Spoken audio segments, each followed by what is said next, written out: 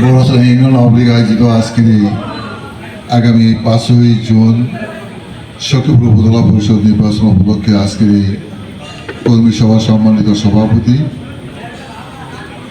বড়সড় ইউনিয়ন আওয়ামী লীগের বিপ্লবী আহ্বায়ক জনাব আমিনুল ইসলাম সরকার আজকের এই কর্মী সমাবেশে ইতিমধ্যে বক্তব্য উপস্থাপন করছে আপনাদের আমাদের সকলের প্রিয় মানুষ, যিনি সারা জীবন শিক্ষকতা করেছেন। 1971 সালের মহান মুক্তিযুদ্ধের বীর মুক্তিযোদ্ধা অধ্যাপক খান মোহাম্মদ সিরিজ বক্তব্য উপস্থাপন করেছেন আমাদের সখীপুর উপজেলা আওয়ামী লীগের বিপ্লবী সহসভাপতি, আপনাদের ভোটে নির্বাচিত বড়সড় ইউনিয়নের সর্বপ্রথম যিনি চেয়ারম্যান নির্বাচিত হয়েছেন সখীপুর উপজেলা ছাত্রলীগের সাবেক সাধারণ সম্পাদক জনাব আজহারুল ইসলাম অত্যন্ত সুন্দর বক্তব্য উপস্থাপন করেছেন আমাদের সখীপুর উপজেলা আওয়ামী লীগের বিপ্লবী সহসভাপতি আমাদের প্রিয় নেতা আলহাজ আব্দুল সাত্তার বক্তব্য উপস্থাপন করেছেন আমাদের এই অভিনীত কালিয়া ইউনিয়ন আওয়ামী লীগের ইউনিয়নের সম্মানিত সাবেক চেয়ারম্যান আমাদের উপজেলা আওয়ামী লীগের সম্মানিত সদস্য জনাব কামরুল হাসান বিএসসিপিএস এবং যিনি দীর্ঘদিন সখীপুর মাধ্যমিক শিক্ষক সমিতির সম্মানিত সভাপতি দায়িত্ব পালন করেছেন। বক্তব্য উপস্থাপন করেছেন আমাদের আক্তার মন্ডল, আমাদের এখানে উপস্থিত আছেন বীর আকবর খান, আমাদের নাম বলতে বলার সময় আগাম দিয়ে গেল, আমাদের আওয়ামী লীগের নেতৃবৃন্দ এবং সহযোগী সংগঠনের নেতৃবৃন্দ, ওয়ার্ড আওয়ামী লীগ এবং আমাদের এই আহ্বায়ক কমিটির সম্মানিত সদস্যবৃন্দ যারা বক্তব্য করেছেন এবং উপস্থিত সম্মানিত আমাদের বিভিন্ন ওয়ার্ড আওয়ামী লীগের সভাপতি সাধারণ সম্পাদক, এখানে উপস্থিত আছেন আমাদের সখীপুর আওয়ামী লীগের সাংগঠনিক সম্পাদক কে রুহুল আহমেদ এবং আমার সাথে এসেছেন আমাদের ছাত্রলীগের যুবলীগের নেতৃবৃন্দ, প্রিয় ভাইরা, সবাইকে আমার সালাম আসসালামু আলাইকুম। আসলে দীর্ঘক্ষণ যাবৎ এই কর্মী সভার আমাদের বিভিন্ন ওয়ার্ড থেকে একজন করে নির্বাচিত প্রতিনিধি এবং আমাদের আহ্বায়ক কমিটির সম্মানিত সদস্য এবং থানা আওয়ামী লীগের নেতৃবৃন্দ প্রায় বোধহয় 20-22 জনের বক্তব্য দিয়েছে, অত্যন্ত সুন্দর বক্তব্য উপস্থাপন করেছে। আমি সংক্ষিপ্ত আকারে বলতে চাই, আজান হবে না, এটা এই নামাজ আজান হবে। আমি আসলে এই সংগঠনটা অত্যন্ত মনে প্রাণী এবং খুব ভালোবাসার সাথে এই সংগঠন করি। আমি ছাত্রলীগ থেকে আরম্ভ করে আওয়ামী লীগের লাস্ট নাম্বার সদস্য আমাদের প্রিয় নেতা শওকত মোহাম্মদ শাহজাহান যখন এই সখীপুর আওয়ামী লীগের সভাপতি হন, সেই কমিটি তখন ছিল আমাদের 61 সদস্য, আমি 61 নম্বর সদস্য ছিলাম। তারপর আস্তে আস্তে সাংগঠনিক সম্পাদক, যুগ্ম সাধারণ সম্পাদক, দীর্ঘ 22 বছর সাধারণ সম্পাদক এবং উপজেলা আওয়ামী লীগের সভাপতি। এই দীর্ঘ পথ অতিক্রান্ত করতে গিয়ে আমাকে এবং আমাদের সকলকে অনেক কষ্ট স্বীকার করতে হয়েছে। এই আওয়ামী লীগ একসময় ছিল না, সর্বপ্রথম সাধারণ সম্পাদক একটি সুসংগঠিত আওয়ামী লীগ সংগঠন করেন। পরবর্তীতে আবার কাজের থেকে চলে যাওয়ার পর আবার আমাদের সখীপুর আওয়ামী লীগ অত্যন্ত দুর্বল হয়ে পড়ে, সেটাও আমরা সুন্দরভাবে করেছি। আমি আজকে আপনাদের কাছে একটা জিনিস বলতে চাই যে আসলে আমাদের প্রায়ত নেতার কৃষিবিদ শওকত মোহাম্মদ শাহজাহানের সুযোগ্য সরকার, গণপ্রজাতন্ত্রী বাংলাদেশ সরকারের মাননীয় প্রধানমন্ত্রী, বাংলাদেশ আওয়ামী লীগের সভানেত্রী জননেত্রী শেখ হাসিনা গত জাতীয় সংসদ নির্বাচনে যেমনিভাবে 1971 সালের মহান মুক্তিযুদ্ধে আমাদের এই দেশের লোকজন মুক্তিযুদ্ধে অংশগ্রহণ করেছিল, আমরাও সখীপুর আওয়ামী লীগের নেতৃবৃন্দ, সহযোগী সংগঠনের নেতৃবৃন্দ একজন ভোটটা প্রার্থীর সাথে আমরা কিভাবে নির্বাচন করেছি, যারা আমরা সেই নির্বাচন পরিচালনা করেছি, আমাদের শরীরের পশম এখন পর্যন্ত দাঁড়িয়ে যায়। আপনাদেরকে আমরা বারবার বলেছি আমাদের সখীপুর নিয়েছি, এটা কিন্তু আমাদের নির্বাচন করেছি।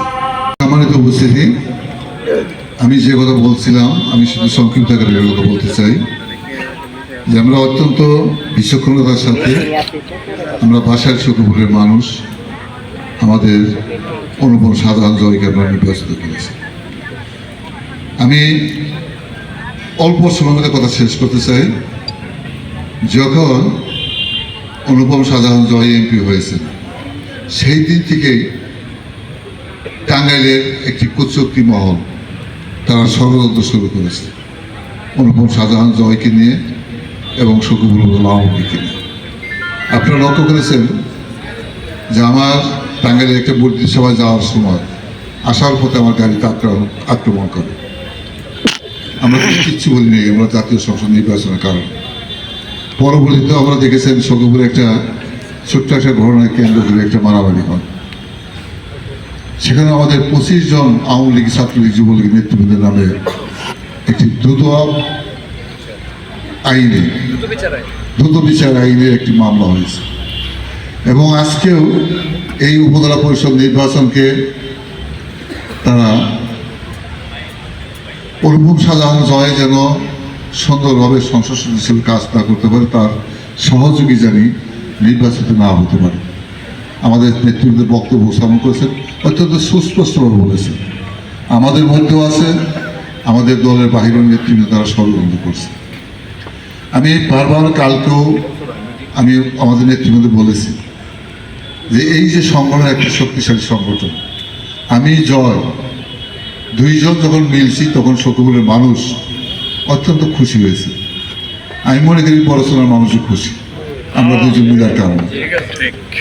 এই মিলটা যেন আমরা না থাকতে পারি, সেটা যেন আমরা ভঙ্গ একটা খারাপ অবস্থান যায়, তাহলে অনেক লোক আছে তারা ফয়দা লড়তে পারবে। আমি আর জয় যদি এক থাকি তাহলে অনেক নেতৃবৃন্দ তারা কিন্তু ফয়দা লড়তে পারবে, তারাও একটা ষড়যন্ত্র করছে। আমি বারবার বলেছি, আমাদের নেতৃবৃন্দ বলেছেন যদি আমাকে বাদ দিয়েও যদি দলের শৃঙ্খলাবদ্ধ রাখা যায় তাহলে আমি রাজি আছি, এটা কথা আমি বলেছি। কিন্তু আমাদের অনেক যারা আছেন তারা নির্বাচন করছেন, মনে হয় শুধু শপথের বাকি আছে, সব কিছু তারা ভোটে জয়ী হয়ে গেছে। এবং আমি একটা জিনিস বিশ্বাস করি, আমার কর্মী বাহিনী, দলের নেতা কর্মী যেদিকে থাকবে ভোট সেদিকে থাকবে। এটাই তো সত্য নাকি? কর্মী না থাকলে ভোট থাকবে? আজকে আমাদের এখানে আমাদের নির্বাচিত চেয়ারম্যান সাত্তার ভাই, খান মোহাম্মদ সেলিম, নজরুল ইসলাম খান এবং আমাদের রুহুল, KPM রুহুল এবং আমাদের ইউনিয়ন আওয়ামী লীগের নেতৃবৃন্দ, তারা যেদিকে সেই দিকেই ভোট হবে। আমি শুধু একটি কথা বলতে চাই যে আসলে আমি আপনাদের কাছে বলবো যে আমি আমার জীবনের নির্বাচন অনেক করেছি, অনেক সংগঠনের জন্য কাজ করেছি। আমাকে যে কথাগুলো অনেক সময় বলে আমার কিন্তু নিজেরই শুনলেও যদি ভালো কথা বলে তারপর আমাকে কিন্তু চোখে পানি এসে বলে। এই যে আমি মানুষের সুখে দুঃখে, আমি এখানে বসে ওসিকে বলেছি, চাকদৌ থেকে একটা ছেলে বসে হয়েছে ওসি সাহেবের সাথে কথা বলার জন্য।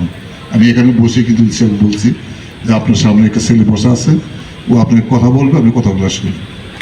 এই যে মানুষের আস্থা, যে আমাকে বললে আমি সেটা বলতে পারবো। আজকে তক্তাছাড়া থেকে আমার চেয়ারম্যান সহ ওই বাজার মনি সমিতির সভাপতি সহ অনেকে এসেছেন। ইউনু সাহেব গেছিলেন, এসিস্ট্যান্ট গিয়েছিলেন। ওই যে লিজ দেওয়ার দোকানগুলো একটা দোকান ভাগ করে আরেকটা ভাগ করে ভাড়া দিছে, ইউনু সাহেব ধমক দিছে আমরা দোকান অন্য ধরনের লিজ দিব, তোমাদেরকে রাখবো না। লোকগুলো এমনভাবে এসেছে হয়তো বা কালকে গিয়ে তাদের ঘর দোকানগুলো ভেঙে অন্য নাম দিবে। আমি ইউনু সাহেবকে ঢিং দিছি।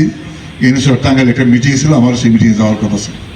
তার পরবর্তী যখন ব্যাক করছে আমি বললাম যে এই ঘটনা, আমার ওর সাথে জিজ্ঞাসা করার পরে বললাম যে আমি এই কারণে টেলিফোন করছি। তখন সে বলছে যে আপনার যে কারণে বলছে, আপনি যেহেতু বলছেন ওরা আর কোনো পদক্ষেপ নিব। এই যে মানুষ আসে কী কারণে? আমার কাছে সবাই তো ইউনিভার্সিটির কাছে যাইতে পারে না, আমি যদি বলি তাহলে তারা আস্থা পায় সেই জন্য কাজ করার জন্য। এই কথাগুলো যখন আপনারাই বলেন তখন আমার কাছে, আমি যখন বসে বসে শুনি, অনেক জায়গায় গেলে মানুষ যখন বলে যে আমাকে এই কাজ করছে, এই কাজ করে দিয়েছে, সেটা বলে তখন আমাকে নিজেরই মানুষ খুশি হওয়ার সাথে আমার কেন যেন একটা চোখের পানি এসে পড়ে। আমাকে অনেকে বলেছেন যে আমি অনেক জায়গায় প্রতিশ্রুতি দিই, এই কথাটা কিন্তু সাধারণ জনগণ বলে না, আমার প্রতিপক্ষ তারা তারাই বলে। আপনারা দেখেছেন একজন বক্তায় কিন্তু বক্তব্য দিয়েছে লাইভে, আমি যে প্রতিশ্রুতি দিচ্ছি সেটা দিতে গেলে প্রায় 10 কোটি টাকা লাগবে। আপনার সাথে যদি কেউ দেখে থাকেন হয়তো দেখেছেন 10 কোটি টাকা। আমি একটা হিসাব দিয়ে যাই, হয়তো বা আমার অনেক জায়গায় মিস থাকতে পারে। আমি যদি পৌরসভা থেকে বাইরে হয়ে আসি, আমি কলেজ রোডের মসজিদ, তার তারপর আসলে পৌরসভার কাছাকাছি বাইরে যেগুলো আসছে দেখেন কচুয়ার আসছে লাস্ট মসজিদ, কচুয়া বাজারের মসজিদ, আমার ঘোনারতলা চাচার মসজিদ, ঘোনারতলার বাড়ির যে মসজিদ, তারপরে আসেন আপনি পাগলার মোড়ের মসজিদ, তাই না? কি করে কয় পাগল মোড়, তারপরে আসেন আমাদের বেলতলি, তারপরে আসেন আমাদের খান মোহাম্মদ সেলিম সাহেবের মসজিদ, আবার সাতটার বেজে তার পারিবারিক একটা মসজিদ করে রাস্তার পরে। সর্বশেষ আমি এই যদি আসি বড়সনা মসজিদ, প্রায় 5 লক্ষ টাকার উপর টাকা দেওয়া হয়েছে মসজিদ বড় করে উপজেলা পরিষদ থেকে এবং টিআর কাবিতা থেকে। আপনি যান কুতুবপুরের দিকে, আমি নামাজ পড়তেছিলাম, এবদলা চেয়ারম্যান সাহেব জীবিত, ওই ফ্লোর ভাঙা কপালের মধ্যে সেজে যাওয়ার পরে অনেক বালু লেগে পড়ল। পরে বললাম যে ওই মসজিদটা তাদের ভেঙে নতুন করে করেন। আমি সর্বপ্রথম ভাঙবো কি ভাঙবো না, আমি 1 লক্ষ টাকা দিই। পরে যখন ভাঙে তারপরে কয়েকবার প্রজেক্ট দিয়ে প্রায় আমি 4-5 লক্ষ টাকা দিয়েছি। এইভাবে রুহুলের বাবা একটা মসজিদের, ওই যে আমাকে আমাদের বাড়ির মাদ্রাসা, আমাদের বাড়ির উত্তর সাইডের মাদ্রাসা, আমাকে বললো যে টিন লাগবে, কয়বার লাগবো, দোকান দেখাই দিলাম, নিয়ে আসি সম্পূর্ণ টিন। কিন্তু আমি ওই মাদ্রাসায় আজকে যখন গেলাম গাড়িতে, তাকে দেখাই বললাম যে আমাকে সেখানে নিয়ে আমাকে এইভাবে এই টাকা মসজিদ, এইভাবে আমি হ্যাঁ একটু ভুল থাকতে পারে, হয়তো অনেক জায়গায় গিয়েছে, হয়তো তারা চায় না, আমার মনে নেই, এরকম দিতে পারি, কিন্তু দেই নেই, ইচ্ছা করে দেই নেই, এটা কথা ঠিক না। আমি অনেক জায়গায় দেওয়ার চেষ্টা করেছি, হয়তো বাকি থাকতে পারে, কিন্তু তার মানে এমন না যে শত শত জায়গায় যে আমি দিই না। সর্বশেষ যখন আমি আইসা করি উপজেলা পরিষদ থেকে, তখনও কিন্তু আমি আড়াইভাড়া মাদ্রাসার 1 লক্ষ টাকা, বিভিন্ন মসজিদে আমি 1 লক্ষ কয়েক লক্ষ টাকা পাইছিলাম, 7 লক্ষ নিয়ে 8 লক্ষ টাকা পাইছিলাম, বিভিন্ন মসজিদ আড়াইভাড়া মাদ্রাসা সেখানে দিয়ে আসলাম মসজিদে। এইভাবে আমি সকল জায়গায় দিয়েছি। আমি বলবো হ্যাঁ, কাজ করতে গেলে, সংগঠন করতে গেলে আমার সংগঠনের নেতৃবৃন্দকে আমি অনেক সময় ধমক দিই, হয়তো কাজ করতে যেয়ে ভুল হতে পারে। এবং আমি আড়াইভাড়া মাদ্রাসার নামাজ পড়তেছিলাম, এটার মধ্যে যাওয়া যায় না, কামরুল হাসান সাহেবকে বললাম যে চেয়ারম্যান সাহেব কালকের দিনের মধ্যে 2 ট্রাক ইটা পাঠাবেন, এই যে আড়াইভাড়া রাস্তা থেকে মেন রাস্তা থেকে মসজিদ পর্যন্ত ইট করার জন্য। পরের দিন সকালে ইট পাঠাই দেওয়ার পরে আমাকে আবার টেলিফোন করছে, মসজিদ থেকেও টেলিফোন করছে যে সিদ্ধার সাহেব চেয়ারম্যান সাহেব ইট পাঠিয়ে দিচ্ছে। এই জন্য আমরা কাজ করার চেষ্টা করছি। আমি তারপর বলবো যদি আমার ভুল হয়ে থাকে, হয়তো শেষ মুহূর্তে যদি আমি কথা দিয়ে থাকি, উপজেলা চেয়ারম্যান ছিলাম না, হয়তো আবার আসবো, এই বর্ষায় কথা বলতে পারি, সেটা যদি না দিয়ে থাকি সেজন্য আমরা ক্ষমা সুন্দর শিখি। এবং যদি আপনারা যদি আমি এরকম হয়েও থাকে, আমি দলের সভাপতি অনুমান সাধারণ এমপি, এগুলো কিছু পাওয়ার আছে, তার সাথে আমার মিল আছে। এই যে এমপি হওয়ার পরে আমি বললাম হাতিবান্ধায় আমি অনেকটা কথা দিয়েছিলাম, কি করা যায়, ওদের কয়টা দিয়েছে, আমি 4টা নাম দিয়ে দিয়েছি, 4টার মধ্যে সে বরাদ্দ দিয়েছে। এই থেকে রাস্তা 4টা রাস্তার বরাদ্দ দিয়েছে, এবং সেই কাজগুলো করা যায়। এমপি অনেক বরাদ্দ আছে, সেটাও করা যায়। যদি কেউ যদি এরকম থাকে, এটা নিয়ে যদি তারা কথা বলে, আমি জানি ওটা হলো আমার বিরোধী শক্তি চায়। নাহলে এক প্রার্থী সে কেমনি করে বলে যে আমাকে 10 কোটি টাকা দিতে দেওয়া লাগবে, আমি যে প্রতিশ্রুতি দিয়ে রাখছি, এত অতি উৎসাহী হয়ে একটা জায়গায় যাইতে চাচ্ছ, ভাই তারা যাও, তোমাদেরকে তো অনেক জায়গায় দিয়েছি, বিআরটিভি চেয়ারম্যান বানিয়ে দিলাম, ছাত্রলীগের সভাপতি বানিয়ে দিলাম, অনেক কলেজ স্কুলে অনেকে চাকরি দিলাম, দিছি তো, সেখানে তো কি করতেছে না করতেছে জানি, আমি সেটা একটা বলা দরকার নেই, আমি সেটা বলবো যার যার কাজ শেষে করবো। এবং আমি কিন্তু একটা জিনিস আমি সকল জায়গায় বলি, যদি আমি কোনো পাবলিকের কাছ থেকে 10 টাকা নিয়ে থাকি, যদি কেউ বলতে পারে, তাহলে আমি রাজনীতি করবো না, বুঝবো সব, এটাই তো আমাদের বেশি দোষ, তাই না? এবং আমি থানার কাজের নামে কথা বললে টাকা নিলাম দিলাম না, আমি তখন এই যে টেলিফোন করি, যতই কথা বলি, কিন্তু টাকা কিন্তু আমার হাতে নেই। হ্যাঁ, অনেক জায়গায় টাকা লাগে, সেটা টাকা 8 টাকা সে দেয়। হয়তো আমি টেলিফোন করার পরে আমাকে একজন লোকে বলতেছে যে আপনাকে আমি একটা জিনিস আমি সবচেয়ে বেশি বিরক্ত করি, ওই রেজিস্ট্রি অফিসে যখন যায় দলিল করার জন্য, আপনাকে এই বড় সোনার লোক দলিল করতে গেলে আমি টেলিফোন করলে যেখানে 1 লাখ টাকা লাগবো, সেখানে হয়তো 30-40 প্রতি তারিখে সে জমি রাখে, বেশি ধনী মানুষ, এই জন্য সে আমাকে ব্যবহার করে রেজিস্ট্রি অফিসে যে দলিল করতে সময় আমাকে বললে কিছু কিছু, হ্যাঁ এটা ভাই, কারণ তারা বললে কাজে লাগে। এই আমি আজকে আবার বলতে চাই, প্রিয় ভাইরা, আমাদের এই যে নির্বাচন, এই নির্বাচনটা আমাদের সকলের জন্য অত্যন্ত গুরুত্বপূর্ণ নির্বাচন। অনুপম সাধারণ জয় এমপি হয়েছে, এবং আগামী 5টি বছর উন্নয়ন করতে হবে, সেই দিকে লক্ষ্য রেখে আপনাদের কাজ করতে হবে। আমি আপনাদের কাছে বলবো, আমার হয়তো জীবনের এই শেষ নির্বাচন, যে রুহুল যে কথা বলেছেন, অনুপম সাধারণ জয়কে মনোনয়ন দিচ্ছে, এবং সে হয়তো বা যেভাবে আমরা কাদের সাথে যেভাবে হারাইছি, হারানোর পরে তো জয়ের তো আরো গ্রেড বাড়ছে, তাই না? হ্যাঁ, ভাগ বাড়ায়নি, হয়তো বা তাকে বারবার নির্বাচিত হবে, এমপি হবে। আমি তো আর আসলে বয়স হয়ে গেছে, আমি কিন্তু আসলে সেইভাবে নির্বাচন করতে হলে কীরকম পরিশ্রম লাগে, মানসিক, শারীরিক, আর্থিক, এই তিনটার দিক যখন একটা মানুষের চাপ পড়ে তখন কিন্তু অনেক মানুষ দুর্বল হয়ে যায়। তারপরে এমনি আমি মানুষের নির্বাচন করবো, আমার কিন্তু টাকার চিন্তা থাকবে না, তাই না? টাকার চিন্তা থাকতে হবে, শারীরিক, মানসিক দুইটা দিক যখন থাকে তখন মানুষ দুর্বল হয়ে যায়। আমি সেরকম বলবো যে আপনাদের কাছে আমি অনুরোধ করবো যে আপনারা এই নির্বাচনটা, আমি হারলে আপনারাও হারবেন। একটি মাত্র কারণে আমি উপজেলা আওয়ামী লীগ সভাপতি, আমি 2 বার চেয়ারম্যান ছিলাম। এই পার্শ্ববর্তী বোধহয় তখন জানে কোন জায়গায় খারাপ জয়ী হচ্ছে, তখন কিন্তু আমাদের আওয়ামী লীগের ক্ষতি হবে। আমি একটা জিনিস মনে করি যে যারা আজকে যারা আমাদের নির্বাচন আমাদের হারানোর জন্য চেষ্টা করছেন, তারা কিন্তু দলটাকে ধ্বংস করার জন্য, দলটাকে ক্ষতিগ্রস্ত করার জন্য, সেই দলকে ক্ষতিগ্রস্ত রক্ষা করার জন্য আপনাদের কাছে অনুরোধ করবো, আমাদের যারা আছেন এখানে আওয়ামী লীগের নেতৃবৃন্দ, যদি আমার কোনো ভুল থাকে, ভুলকে ক্ষমা সুন্দর দেখে আগামী এই নির্বাচনটা আপনারা সঠিক সুন্দরভাবে করবেন। এবং আমি বিশ্বাস করি আপনারা যে কয়টা লোক এখানে একত্রিত হয়েছে, আপনারা যদি কাজ করেন ইনশাল্লাহ এই বড়সড়া প্রত্যেকটা কেন্দ্রেই আমরা বিপুল ভোটে জয়ী হব।